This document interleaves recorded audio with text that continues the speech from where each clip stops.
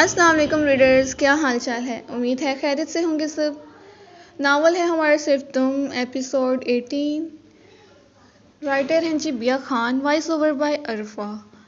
तो किसी ने चैनल को सब्सक्राइब नहीं किया तो चैनल को सब्सक्राइब कर लें। चलें जी, नावल स्टार्ट करते हैं। सिकंदर और माही ने वापस पाकिस्तान जाने की तैयारी पकड़ ली थी, क्योंकि यहाँ माही बहुत बीमार हो रही थी। उसे यहाँ की सर्दी बर्दाश्त नहीं हो रही थी। सिकंदर उसको यूं नहीं देख सकता था, तभी रात की ही फ्लाइट बुक करवाई थी। माही अपने बैग में सामान रख रही थी।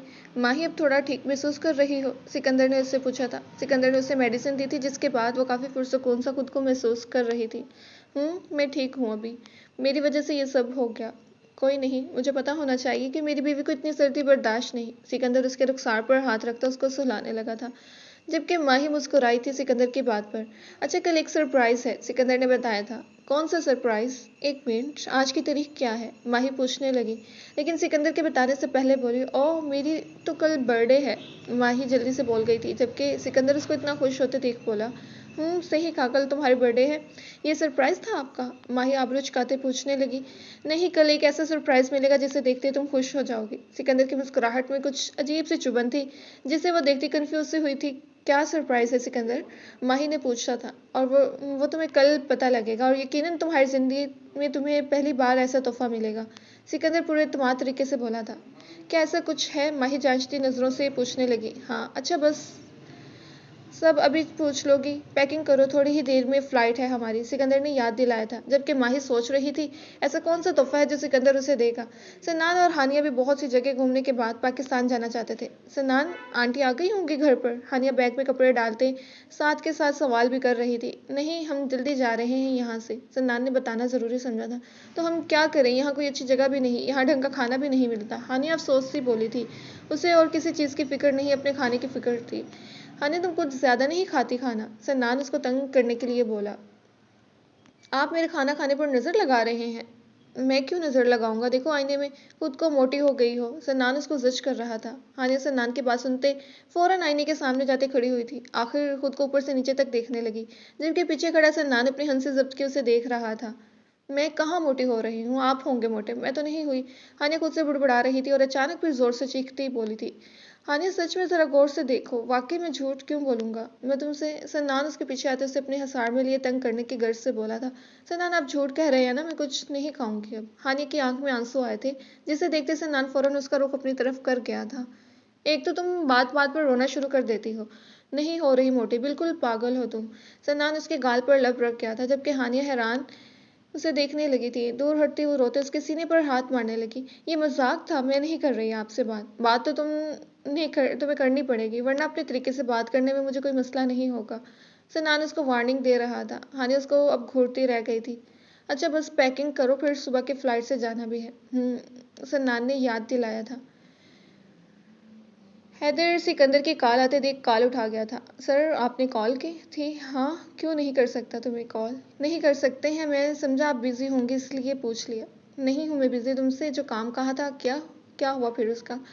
सर, मैंने एक आदमी को अपनी कैद में रखा है, उसने नाम बता दिया है, मुझे बस आपके आने का इंतज़ार है। अब कब तक करेंगे आपका ये काम? बस कल उस खेल को ख़त्म करते हैं, सिकंदर पुरसुकून मुस्कुराहट सजाए बोला था। ठीक है सर, फिर आप यानी कल आ रहे हैं? मैं निकल जाऊंगा रात को इधर से।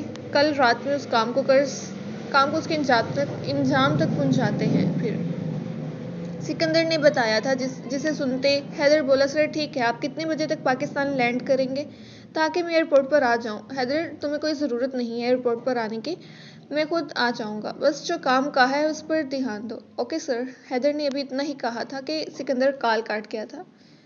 वो आदमी पकड़ा कैसे गया? मैं नहीं जानता, उस आदमी के डरी सहमी आवाज़ पर सुल्तान ने जवाब दिया था। तुम्हें एक काम दिया था, वो भी ढंग से नहीं किया तुमने। सुल्तान, तुम्हें पता है कितना नुकसान हो सकता है हमें? उस आदमी की गर्जदार आवाज़ सुनते सुल्तान बोला था। इस आदमी को मैंने नहीं कहा था वहां जाने को, लेकिन अब जब वो पकड़ा गया है तो यकीनन उसने किसी का नाम नहीं लिया होगा, क्योंकि वो तुम्हारा वफादार जो है, सुल्तान ने याद दिलाया था। और अगर उसने सब बता दिया तो फिर तुम भी उस काम में मेरे साथ शामिल हो। सुल्तान अपने साथ उसको भी घसीट किया था। याद है, तुम्हारी बेटी उसके निकाह में है। सिकंदर मोहब्बत करता है मेरी बेटी से, कोई ऐसी हरकत नहीं करेगा जिससे मेरी बेटी को कोई नुकसान हो। सुल्तान भरोसे से बोला। इतना यकीन? हाँ हाँ हाँ। सामने से मुकाबिल के खबासत भरी हंसी की आवाज़ सुल्तान को मोबाइल पर सुनाई दी थी। क्यों नहीं होना चाहिए भरोसा? उल्टा सवाल सुल्तान ने पूछ लिया था। सुल्तान, कहीं ऐसा ना हो सारा पानी पानी हो जाए तुम्हारा यकीन। याद रखना, मोहब्बत और जंग में सब जायज़ है। मोहब्बत मुझे नहीं लगता उसको कभी होगी, पर जंग ज़रूर छिड़ सकती है हमारे बीच। वो आदमी कहते काल काट गया था, जबकि सुल्तान भी थोड़ा घबराया था, क्योंकि वो जो काम कर रहा है गलत था, लेकिन अब उसका क्या फ़ायदा। अब जो होना था वो होकर ही रहना था। कल उनकी बेटी की ज़िंदगी का फैसला होना था। क्या होना था आखिर, कोई नहीं जानता था। माही की ज़िंदगी यूं ही खुशहाल रहने वाली थी या फिर उसकी ज़िंदगी में कोई तूफान आने वाला था, ये वो खुद नहीं जानती थी। हर नए दिन की तरह हरीम की ज़िंदगी मुश्किल तरीन होती जा रही थी। आखिर वो शख्स कौन था जो उसके इस दलदल से निकालता? क्या उसने हमेशा यहीं रहना था? माही और सिकंदर एयरपोर्ट पर कुछ चेकिंग के बाद जहाज में बैठ गए थे। कुछ देर बाद वो अपने मुल्क की सरजमीन पर कदम रखने वाले थे। माही पहले की तरह ही सिकंदर को देखते हुए बोली, सिकंदर। सिकंदर उसको अपने सीने पर सर रखे देख बोला था। सिकंदर, हम कब तक पहुंचेंगे? माही के ऐसे सवाल सिकंदर को बहुत मासूम से लगते थे। कुछ देर के लिए वो एक गहरी सोच में चला गया था। कहीं वो माही के साथ नाइंसाफ़ी तो नहीं कर देगा। लेकिन अपने ख्याल को झटकते वो अपने दिमाग में आने वाली हर सोच को पीछे छोड़ गया था। माही जैसे आए थे वैसे ही जाएंगे। थोड़ा वक्त तो लगता है, क्या कहती हो, यहीं पर कहीं लैंड कर दें? मेरी बीवी को बहुत जल्दी है पहुंचने की, फिर चाहे हम गुम ही क्यों ना हो जाएं। सिकंदर उसके बाल को कान के पीछे करते पूछने लगा था। सिकंदर, आप जो मेरा मजाक बनाते हैं मुझे बिल्कुल अच्छे नहीं लगते। दिल करता है अभी माही कुछ कहती। सिकंदर उसके लबों पर झुक गया था। खुद को सैराब करते वो कुछ देर बाद पीछे हटा था। माही आंखें बड़ी बड़ी किए आसपास देखने लगी। फिक्र नहीं करो, सब अपने अपने काम में मसरूफ़ हैं। इतना बोल कैसे लेती हो तुम? और मुझे पता है तुम्हारा दिल करता होगा मेरी बाहों में रहूं, मुझे महसूस करती रहूं, है ना? सिकंदर आंखें पटपटाए उसको देखने लगा। बहुत बुरे हैं आप। हमेशा की तरह बोला हुआ जुमला आज उसने फिर दोहराया था। जानता हूँ ये कोई तुम शादी से पहले से लेकर अभी तक 100 दफ़ा मुझे बोल चुकी होगी, सिकंदर ने याद करवाया था। सिकंदर, माही धीमी आवाज़ में चीखी थी। जी बेगम। सिकंदर भी उसी के अंदाज में बोला था। उफ, आपसे बात करना भी ना बहुत मुश्किल है। तो खो जाओ मुझ में, बात करने में मुश्किल है तो मैं नहीं कर रही आपसे बात। माही रुख मोड़ गई थी, जबकि सिकंदर उसका सर अपने सीने पर रख गया था। मेरी जान। सिकंदर उसके सर पर लब रख गया था, जबकि माही मुस्कुराई थी। पल भर में उसका सारा गुस्सा झाग की तरह गायब हुआ था।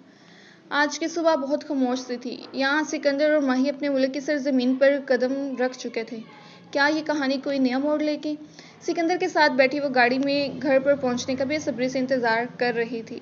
जबकि आज उसका बर्थडे है, जिसकी खुशी उसे अलग से थी, क्योंकि सिकंदर ने उसे सरप्राइज़ के नाम पर तंग किया हुआ था। जबकि वो इंतज़ार में थी कौन सा सरप्राइज़ है जो सिकंदर उसको बता नहीं रहा। और घर जाने की जल्दी सिकंदर को भी थी, क्योंकि घर पहुंचते वो जो तोहफा माही को देने वाला था, यकीनन वो उसकी ज़िंदगी में आया पहला ऐसा तोहफा होगा। जारी है। तो फ्रेंड्स, आपको क्या लगता है सिकंदर क्या सरप्राइज़ देगा? कमेंट सेक्शन में ज़रूर मेंशन करें और चैनल को ज़रूर सब्सक्राइब करें। मिलते हैं नेक्स्ट वीडियो में। अपना ख्याल रखिएगा। अल्लाह हाफिज़।